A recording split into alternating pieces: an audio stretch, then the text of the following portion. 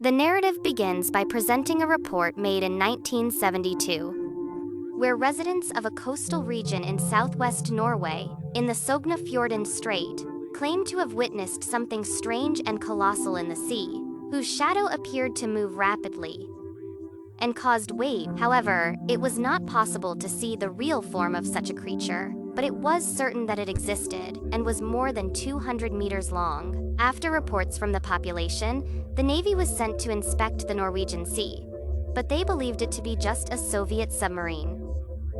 However, the vast maritime area made it challenging to confirm this, leaving doubt about the reality of the facts for the people. In the present, two young men are seen playing on a jet ski in the Sognefjorden Strait, a region of large valleys now covered. They do not notice, but a colossal gray shadow passes beneath them at the bottom of the water. The young men continue having fun and perform maneuvers on the water. They begin to move in a circle, creating a funnel in the water. Suddenly, the unknown creature approaches from below and pulls two boys to their deaths. In another location, Diana is introduced, a marine biologist who checks maritime mapping equipment delivered by a diver from her team. In the audio given to her, it is possible to hear water sounds and what happens at the bottom of the ecosystem in a certain coastal location of the sea. At that moment, she receives a call from her colleague Larson from the Marine Institute. She tells him that she is busy and needs to return to the mapping site, as the sound graphs indicate unusual changes. However, Larson, he needs her, as she is the most qualified for the mapping work. He asks her to go to the east coast, in the region of Vangsnes. Upon hearing where she is going, Diana says she does not like revisiting the place. For reason, however, knowing it is for work, she feels obligated to go. Larson says he will send a video that will make her rethink her limitations. While she is inside the car, in the parking lot, the video arrives on her phone. The images show thousands of fish out of the water, as if they deliberately left their habitat, a reason unknown to the biologist. Wanting to understand what happened, Diana heads to the location indicated by her colleague. In the next scene, she is seen reflecting on whether she should continue. She gets out of the vehicle and calls Eric, her old acquaintance, but he does not answer. Meanwhile, a small aircraft is seen flying over a stretch of the Norwegian Sea Valley, a place that can reach a depth of 1.5 kilometers. This place is also known for having a fish farm, a large structure that functions as a breeding facility. For the Asian investor, it will be a big step for his company that raises expensive salmon. The aircraft lands, and the investor's team arrives at the floating and technological complex of Weston Salmon, a salmon farming site built using compacted modules from old warships at its base. The boss, Tommy, introduces the team to the investor, Jin Jong, Eric, the aquaculture engineer, and Jorg, a monitoring technician, who soon demonstration video of what they do. A pest usually attacks schools of salmon and kills the hosts within hours. However, the Sonic Lash technology is proof that their solution to this pest is effective. These small creatures receive a calibrated and constant sound wave from the device, which causes the pest to be removed from the host. The proposal is good, but for one of Jin Jong's assistants, he questions the fact that he has heard the technology brings a small problem, where it is claimed that it can slow the growth of the fish and even stress them, thus making their flesh rigid and unsuitable for consumption. However, Eric corrects the statement, saying that the right frequency brings health and well-being to the salmon, and that is what is programmed into the devices.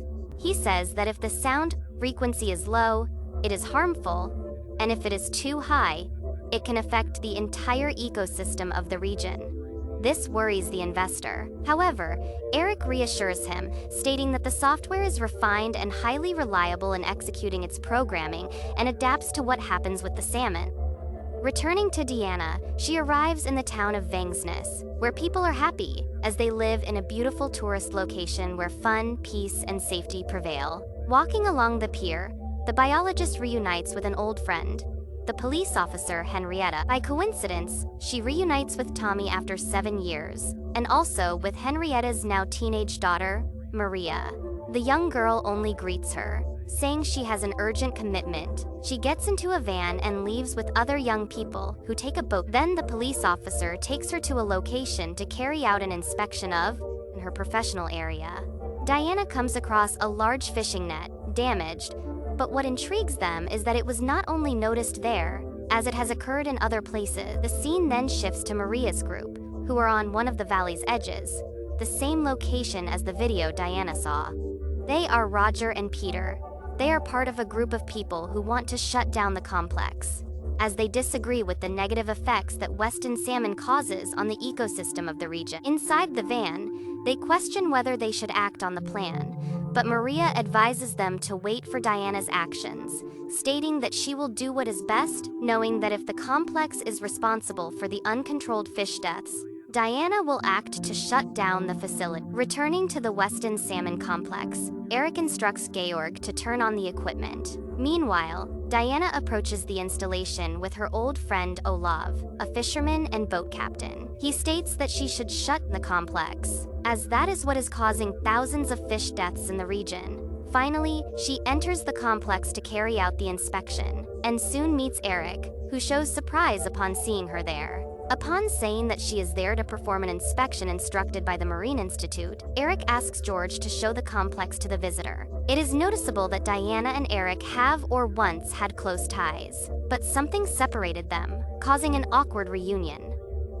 George presents the complex. It states that the installation can be considered unsinkable due to the parts of warships used in its construction, having a thickness of 40 millimeters. She is taken to the room where she will stay, and spends the night there. The next day, she is taken by boat to carry out her inspections and listen to the sounds of the depths. Eric is with her, and they talk briefly. However, their time is short, as a large shadow appears beneath them, something colossal that moves slowly in the water. Although they believe it is just a large school of fish. On a road by the sea, 100 crabs emerge from the water, as if fleeing from something. Hours later, Diana is seen visiting Tommy's house. She has a moment with Maria, who is happy when Diana congratulates her on the boat she received as a gift from her father. Then they talk about the video recorded by Maria, at which point the young girl questions the purpose of her visit there. Maria believes this is the fault of the complex, and hopes Diana will make an effort to shut down the facility. Even with the young girl's request, the biologist states that she only makes reports and that someone else decides the fate of the installation. These words leave Maria frustrated and doubtful of the biologist's actions. Complex. Diana checks the team's data on the salmon and discovers that the deaths are constant, something that cannot be attributed to the pest as it is decreasing. Then she asks for the data from the Sonic Lash equipment, which worries Georg. Next, she goes to inspect the cages of the In another submerged location, Tommy is giving a lecture about his work to new investors. At one moment, Eric calls him, stating that Diana is inspecting them and that he is concerned something negative may be discovered. Tommy asks him to handle any unforeseen issue and hangs up, turning his attention back to the investors. He is pleased when Jinjong shows interest in more complexes along the vast Norwegian Sea. Meanwhile, Diana continues inspecting the salmon, being closely observed by Eric. While analyzing the Sonic Lash data, she observes the consequences of sound frequencies on a fish's heart. She discovers that above a certain limit, the organ collapses and explodes, a consequence that makes her reflect on the problem below, underwater. Something quickly collides with the equipment deliberately, and a signal is sent to Jorg in the system. He alerts Eric that he will check the device shortly. Diana is nearby and helps him. At that moment, a knocking sound at the base of the complex draws their attention, but it does not worry them enough to consider it a danger. When Eric checks the inside of the equipment, he finds something organic and unknown to them. Diana immediately takes it to the laboratory for research.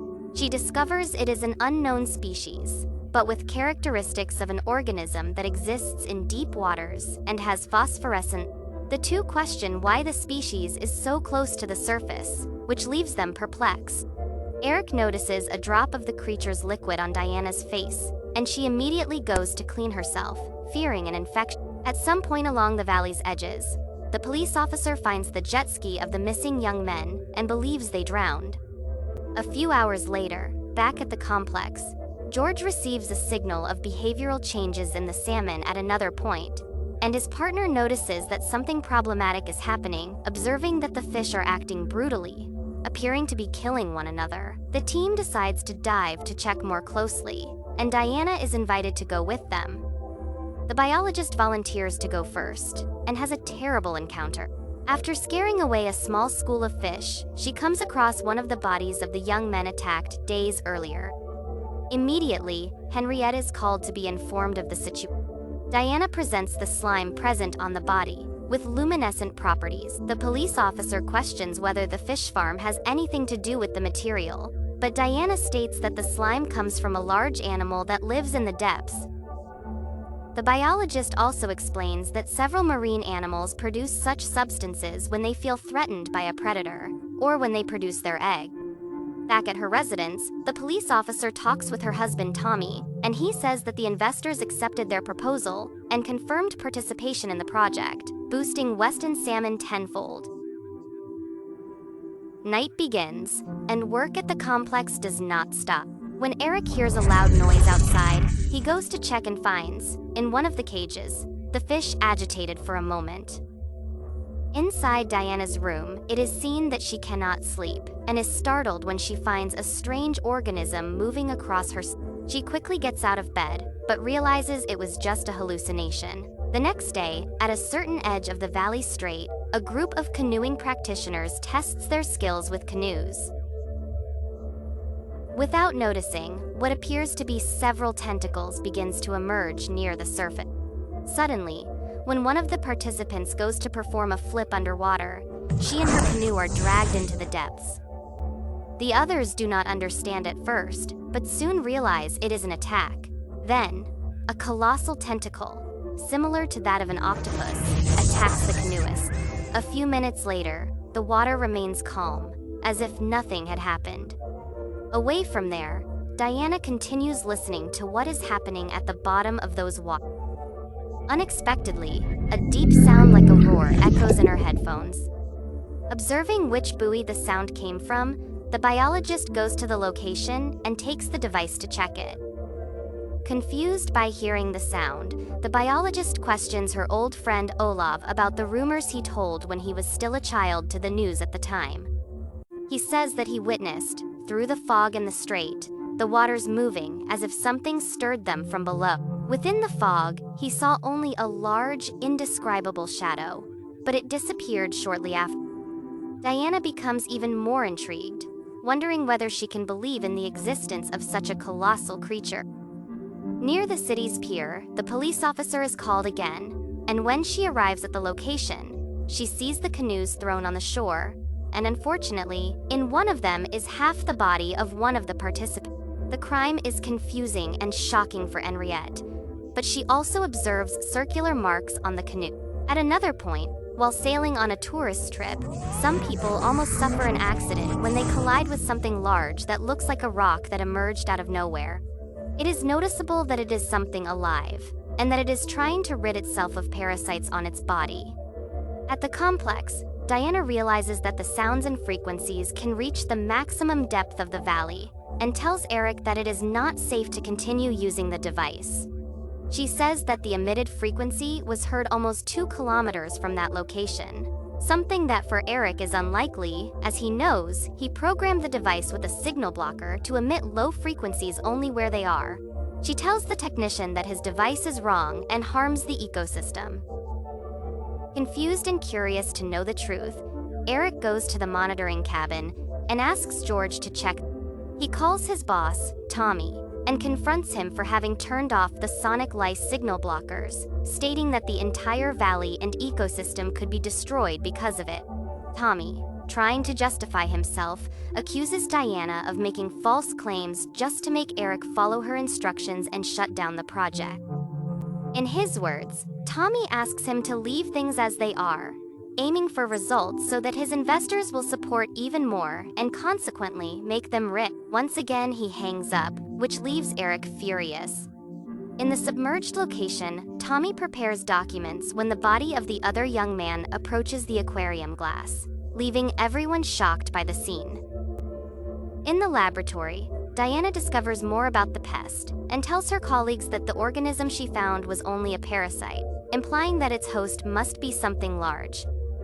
Fearing that the device is altering the ecosystem, Eric says he will turn off the Sonic Lash, but George, agreeing with Tommy's idea, says he will not allow it. At the pier where children play in the water, authorities ask bathers to get out of the water and only return under a second order, a request resulting from the various fatal incidents. Tommy arrives at his facility and is confronted by Diana, who states that the Sonic Lash frequencies are disturbing the entire ecosystem of the region, affecting not only animals that live near the surface, but also reaching the limits of the depths. Even after showing the harm caused by the sound equipment, Tommy refuses to deactivate his source of wealth. Meanwhile, stealthily approaching the complex, Maria's group, equipped with diving suits, approaches the cages to finally destroy the Sonic Lash equipment. Peter prepares and dives, and the others wait for his return. Underwater, he tries to cut the cables to destroy the equipment, but a parasite appears and attacks him. Suddenly, he surfaces asking for help from his friends, but soon the water turns red and he is dragged to the bottom. Maria screams for help and Eric sees through binoculars that they have visitors nearby. Seeing that it is his daughter Maria, Tommy goes to meet her, just as something collides with the base of the complex. The older ones go to rescue the younger ones, who are panicking after witnessing the horrific scene. New impacts keep happening as the creature tries to pull the complex down by dragging the anchor. The system begins to signal danger, and George tries to correct any errors. Outside, Diana is seen paralyzed. She watches the entire valley fill with dense fog, and a deep rumble echoes throughout the area. It is not just the fog that appears over the waters. Soon, she is surprised to see a large tentacle rising, which strikes part of the complex and nearly crushes the biologist. As if sensing something, the colossal tentacle passes over Diana before returning to the depths. She then runs inside and tells the others that the creature is enormous and carries hundreds of mutant parasites, which begin to launch themselves onto the complex in search of a new host. The moment is tense, and the group tries to remain silent to avoid drawing attention. Suddenly, a parasite falls from the air vent and positions itself in front of Diana. Frightened, Roger runs to seek safety. Afraid but brave, Maria crushes the parasitic pest. In the control cabin, George and Eric realize the entire complex is moving, as if something is dragging it. While Eric goes to get the others, George witnesses the colossal tentacle colliding with the cabin, and terrified, he runs away. In the corridors of the complex, the group is surprised by one of the tentacles, which tears off a hatch and grabs Maria, taking her away. The scene terrifies Diana, who cannot believe her friend has been captured, but they do not have time to attempt a rescue, as more tentacles surround the complex and have already entered, seeking more. The team manages to escape to another compartment while Tommy screams for his daughter. Suddenly, the creature appears, forcing the man to. However, the monster returns and brings the young woman back to the complex for some unknown. Her father approaches and comforts her, but the creature continues to whip anything around it, causing both to fall into the water. Unfortunately, Tommy is grabbed and dragged to the bottom. Recognized as prey by the colossal creature, he is soon devoured. In another detached compartment, George comes across the injured Roger. As he approaches, he discovers the young man is being used as a host by a parasite, which is consuming him to death. Frightened, George tries to move away, but the pest approaches. George manages to turn the parasite, but as he gets closer to see its monstrous form, the creature launches a jet of dark slime onto his face. Screaming in pain, George attracts the attention of the colossal monster, which drags the small container to the bottom of the valley using its tentacle. Returning to Diana, she is surrounded by one of the creature's monstrous arms and is forced into the. However, sensing prey with its suction cups, it follows the biologist. Fortunately, Diana manages to enter another compartment, freeing herself. It does not take long for the creature to approach again, using its living tentacles to search for prey. Diana tries to move away slowly, but her movements attract the monster. What seems to be a tongue touches her coat, forcing her to remove it. However, this is not enough to satisfy the monster, which soon wraps around the biologist's neck. At that moment, Eric approaches stealthily and grabs an axe to save his colleague.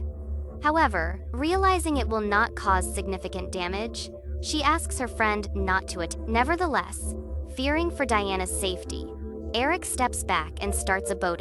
The noise attracts the creature, which, while trying to attack the engine, ends up losing parts of its tentacles. Meanwhile, the police officer, Henrietta, sweeping an area of the valley, finds a private boat, which is empty, with bloodstains and a parasite that soon returns to the water. In the submerged aquarium, the cleaner organizes the place when she hears something hitting the glass. She comes across another of those monstrous parasites. The pest breaks the glass and floods the place. Then, returning to the complex, the octopus-like creature is destroying the place with its monstrous strength. In the control cabin, Diana and Eric hear the system asking to reduce the Sonic Lash frequencies, but the developer himself cannot stop the device. As a last solution, Diana uses the axe and destroys the control panel, which unexpectedly causes the monster's attack to cease. The two observe the surrounding scene and see the young Maria unconscious in the water. Quickly, Diana runs to rescue her, while Eric fires a flare into the air, a signal seen by the police officer. With the brightness of the light, the remaining group at the complex observes the immense size of the marine creature. The monster still shows hostility and returns to the depths, but Diana knows that another turbulent and destructive moment may come. She turns to Eric to reprogram the remaining devices. Knowing the danger of the high frequencies caused by the Sonic Lash, she imagines that the overload will turn it into a time bomb capable of destroying the complex while stopping the creature. Suddenly, a parasite approaches where Maria is resting. Weak, she has no strength to react, but fortunately, her mother bursts through the door and shoots that marine pest. Having a plan, Diana asks Eric to place the device inside the boat and moves away from the installation without his consent. The biologist heads to a wide area of the valley, activates the sound frequency, and throws the device to the bottom of the water, drawing the monster's attention. The morning approaches, and the fog still covers the valley. Suddenly, the creature emerges, collides with the boat, and knocks a tentacle grabs the biologist, who, with little she can do, simply admires such a magnificent creature. However, the reprogrammed device reaches the limit of its frequencies, causing a powerful sound pulse that destroys the monster's heart, just as it did with the fish's heart. Unfortunately, Diana's air runs out, and her strength to reach the surface fades. A few minutes later, Eric, Maria, and Henriette approach the location and search for their. Suddenly, Olaf calls them from within the fog and shows that he managed to rescue Diana. Unfortunately, the reunion is sad, as the biologist did not survive the dive, giving her life to accomplish the feat that would save that. However, the end of the creature's species did not come, as it, somewhere in the depths of the Norwegian Sea, left one of its eggs, which will soon bring